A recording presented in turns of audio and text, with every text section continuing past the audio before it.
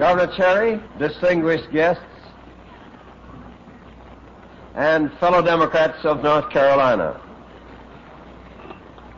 I can't tell you how very much I appreciate the most cordial welcome I've received in the capital city of this great state today. Your governor has been exceedingly kind and cordial to me and to my family. We spent a most pleasant morning. The governor took us to the governor's mansion for luncheon, and I want to say to you, it was some luncheon. Outside of Missouri, I never saw another one like it. I'm happy to be on this platform today with all these good North Carolina Democrats who are serving the nation. You heard the chairman call the roll. It sounded as if North Carolina's running the nation. If they had the presidency, they would be. I've had some very fine friends from North Carolina, and I would like to name all of them if I could, but it would take the rest of the afternoon, and I wouldn't have a chance to make my speech if I did. There's one in particular I would like to mention, however, whom I made Under Secretary of the Treasury, and I also appointed him to be ambassador to Great Britain. He was a former governor of North Carolina, Max Gardner, a wonderful man. And I want to say to your next governor, Carr Scott, that I appreciate most highly what he had to say when he was here before this microphone. And I know that the next senator, the next junior senator from North Carolina, another friend of mine, Mel Broughton, will represent North Carolina as North Carolina has always been represented in the United States honorably and efficiently. As I said before, if I took the time to mention and compliment the able and efficient public servants from North Carolina who are now serving the government in Washington, I wouldn't have time to do anything else this afternoon. For a long time now, some of my North Carolina friends have been telling me that I ought to take a look at this great state fair of yours. It wasn't necessary to urge me very much. I've always liked to go to fairs. But I do have one complaint.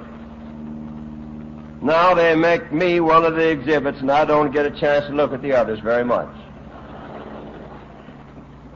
It's a wonderful thing to become President of the United States, the greatest honor that can come to any man in the world. But I've lived in Independence, Missouri, since I was 6 years old, 58 years. Nobody paid much attention to me in Independence except to be friendly with me and say, "Hello, Harry," when I went there. Now, when I go to my hometown in Independence, it takes the whole Independence police force and half the Secret Service to get me in the front door.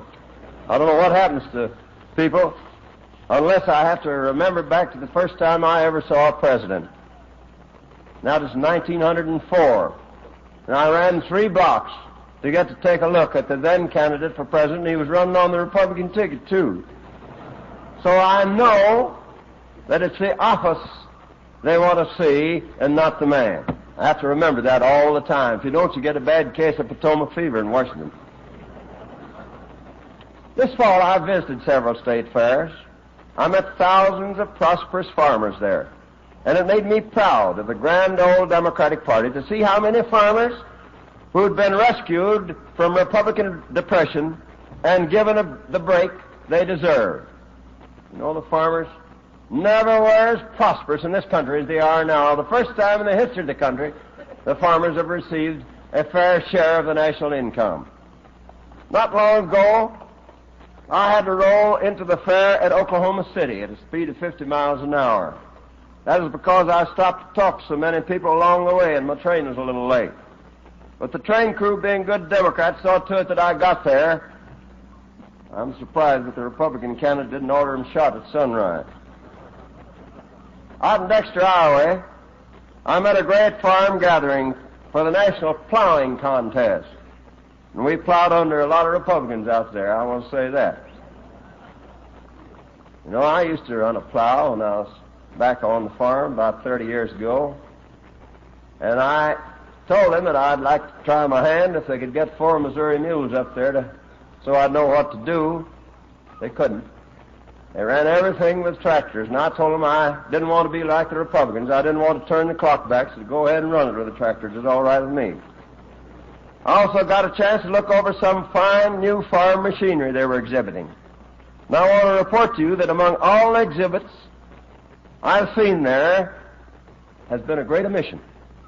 Nowhere in the United States this year have I seen a single exhibit of that famous North Carolina farm invention, that product of ingenuity in hard times, of personal despair and political mockery, the Hoover cart. I didn't find that in Iowa or anywhere else. You remember the Hoover cart? The remains of the old tin lizard being pulled by a mule because you couldn't afford to buy a new car, you couldn't even buy gas for the old one. You remember, first you had Hoover carts, and then you had Hoover carts. One always follows the other. Bear that in mind now, carefully. By the way, I asked the Department of Agriculture at Washington about this Hoover cart. They said it's the only automobile in the world that eats oats. They don't recommend it, and neither do I. I don't mind much being an exhibit here myself. I think I belong right here. I'm a homegrown American farm product. That product is just about the same in Missouri as it is in North Carolina. And I'm proud of the people I represent. The completely unterrified form of American democracy. I stand for the simple, straightforward, straight-line Democratic Party. The party that has always stood. That party has always stood for government in the interest of the farmer and the working man, and for all the people of this great country. That party does not represent special privilege. It represents the whole people. And anytime you have any doubts about the Democratic Party, all you need to do is to take a good look at the Republican Party. That'll always bring you right back where you belong. This year, we've all had a good look at the Republican Party and their candidate, and it's made me fighting mad. That's why I'm here today, talking to you good people of North Carolina. This year, the Republicans are putting on a terrific advertising campaign in order to sell you the same old brand of Hoover carts. They're spending money on carload lots and are buying themselves all kinds of strange bedfellows. But there are some things that are not for sale in this country. I don't believe they're going to get away with it. Everybody, North and South, knows there is only one choice in this campaign. Either the standard Republicans will buy the election or the standard Democrats will win it. Other parties simply don't stand a chance.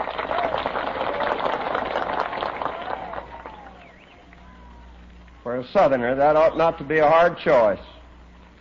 You know what Republicanism means in North Carolina and everywhere else in the South. First, it meant the rule of the carpetbaggers. Then it meant the rule by the moneybaggers. Either way, it means the rule that treats the South and the West as colonies to be exploited commercially and held down politically. Republicanism means that the federal government is controlled by the powerful men and the greedy Wall Street interests that want cheap labor and cheap farm products.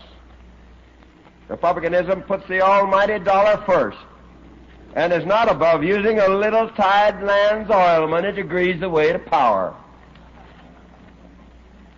Today, big money Republicanism is on the march, and to beat it, we've all got to stand together. That's where we Democrats belong, together, shoulder to shoulder. We are the great middle-of-the-road party, the party of the farmers and the workers and the small businessman, and the party of the young people. We all belong together. I believe in loyalty as the great force in politics, the loyalty of free men and women, freely given, and honorably received. But above all, I treasure the basic principle of democracy itself, the right to disagree among ourselves without letting differences of opinion lead us into temptation or to betray our own interests. That's why I do not worry too much about the many violent arguments we Democrats have. I think that there will be plenty of Democrats on Election Day as long as we retain this respect for free speech and get a fair and honest count at the polls. Just the same, I hope that somewhere in North Carolina you have a Hoover cart on display, lest you forget that the Republicans want you to take another ride in that same old wagon.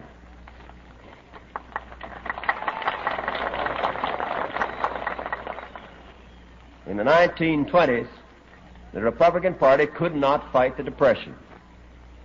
It was incapable of bold action for the people. Big business owners of that dismal party said there was nothing to do but ride it out. Ride it out. You did, in Hoover carts. Today, the Republican Party stands convicted of being incapable of fighting inflation. Some of its present leaders have tried to put the blame for inflation on farm prices. They want you to ride it out again in Hoover carts. It was under a Democratic administration that Hoover carts gave way to real automobiles with plenty of gasoline in them. Here at a great agricultural fair, let's take a look at your agricultural record in North Carolina in the Democratic years behind us. Your old-time money crops are doing all right. Last year, your tobacco brought you $380 million. In the Hoover year 1932, your tobacco brought you $32 million. The price of tobacco got down to 8.5 cents in the Republican Depression. This year, it's running close to 50 cents. You don't depend on cotton as much as you used to, but you're getting more than 3 times as much money for your cotton as you got in either the Republican Depression of 1932 or the Republican boom year of 1929. Your cash receipts are running 8 times what they were in 1932. You didn't make that trip in a Hoover cart. This year, your milk and eggs alone are worth almost as much as your total farm production was worth in 1932. Think of that. Milk and eggs in North Carolina are worth as much as your whole farm production was in 1932. What I say of North Carolina is true of the whole advancing South in the years since the Democrats came to office in Washington under Franklin Roosevelt.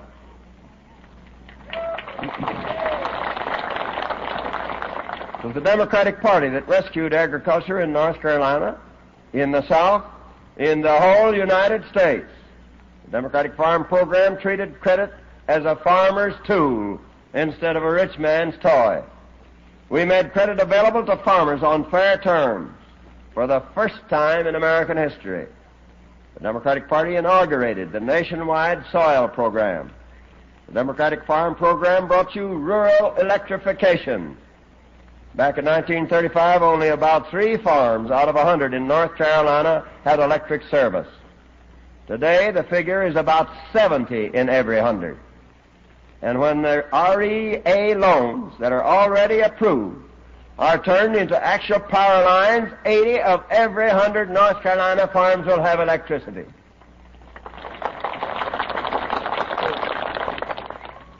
The Democratic Farm Program brought you farm crop insurance.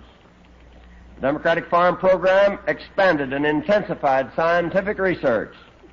The Democratic Party brought you support prices. The Democratic Farm Program and the hard work of American farm families rescued agriculture from its sickness and made it strong again. Because of this, our agriculture was a source of strength to the nation when we had to fight a war. When our lives and our freedom depended upon it, our agriculture was equal to the task. Thanks to the Democratic Party, this is your story, the story of progress, from the depths of despair to the heights of strength. You have a highly productive, efficient, and profitable agriculture because you use the Democratic Farm Program and your own hard work to make it so. But today, the wreckers are at work. The Republican Party for years fought the Democratic Party Farm Program. When they saw it couldn't be changed, then they changed tactics. Republican spokesmen are now saying, "Me too, only we can do it better." What they mean is they can do you better. 2 years ago, the nation gave the Republicans their chance in Congress. The Republicans immediately slashed the soil conservation program. In fact, the Republicans in the House of Representatives voted to wipe out the agricultural conservation program altogether. There was also a vote to kill the farmer committee system that operates your program of price supports and tobacco quotas. We beat this outrageous attack on self-rule in farming, but the Republicans did cut the agricultural conservation program in half. They cut the rural electrification program. They undermined the Commodity Credit Corporation. They killed the International Wheat Agreement. They crippled the Reciprocal Trade Agreements program on which the foreign markets for your tobacco and cotton depend. They subjected farm cooperatives to a fear campaign under threat of a death tax. They cut the budget for the new research and marketing activities. They tried to kill the farm tenant purchase program. And now, despite the belated protestations of the Republican candidate, they are showing that they want to alter and destroy the whole structure of price supports for farm products. Even the Republican chairman of the Senate Committee on Agriculture has warned that an effort is being made to make the farmer the goat for high prices in the United States. This attack on the price support system comes at a time when many farm prices are dropping, and the price support program is of the greatest importance to the farmer and to the United States. The Democratic Party originated the farm price support program. We built it out of hard experience. We built it for the benefit of the entire nation, not only the farmer, but the consumer as well. The purpose of price supports is to prevent farm prices from falling to ruinously low levels.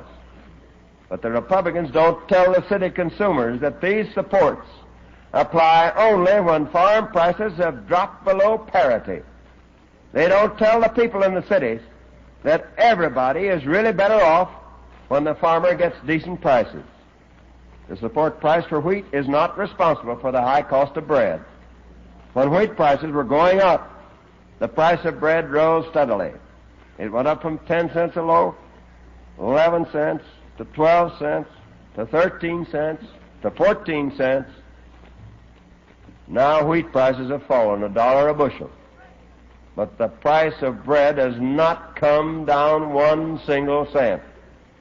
It's the same with cotton. Nobody can blame the cost of a shirt on the cotton that goes into it. The cost of the tobacco in a cigarette is very, very small, a fraction of a cent. The truth of the matter is that by encouraging the record production of the last few years, the support program has actually kept consumer prices down. Those who are willfully trying to discredit the price support system do not want farmers to be prosperous. They believe in low prices for farmers, cheap wages for labor, and high profits for big corporations. That's what they call efficiency. You cannot dodge the issue. You stand for the Democratic Farm Program, or you stand for the Republican wrecking crew of the 80th Congress. You stand with the Democratic Party, or you stand against it.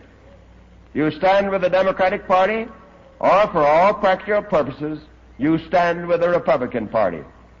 You stand for continuing progress of all the people, or you stand with those who, for so many years, thought farmers and Southerners should be content in a colonial status and on a second-class economic level.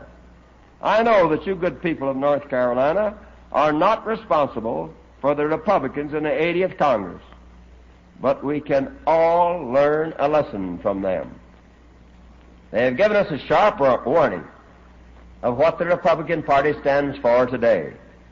And their record shows that the Republican Party stands for the same thing today that it did under Herbert Hoover.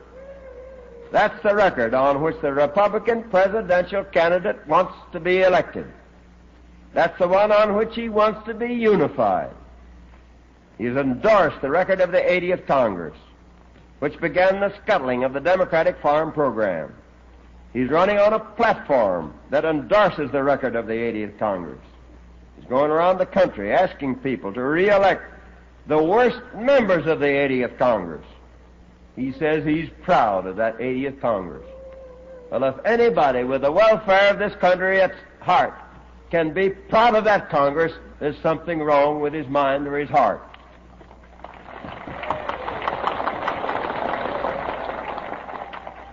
And when I say Congress, I mean the leadership of that Congress. There are a lot of good men in that Congress, but they have nothing to say about the policy because they're in the minority. And I want to make those men members of the majority. The Republicans ask you to vote for them because they don't care whether you vote for the Republican candidate or for a third, fourth, or fifth party candidate. They know that a vote for any third or fourth or fifth party candidate is the same as a vote for the Republican candidate. They hope they can fool enough people this time to capture the election by wasted Democratic votes. I don't think you want to take another chance on the Hoover brand of Republicanism. I don't think you have to be hit on the head twice to know who hit you the first time. I don't think you're going to be the victims this time of the old Republican doctrine. If you can't convince them, confuse them. I think you know who your real friends are and who your enemies are. I feel pretty sure that in 1948, the South is not hankering for another ride in a Hoover cart.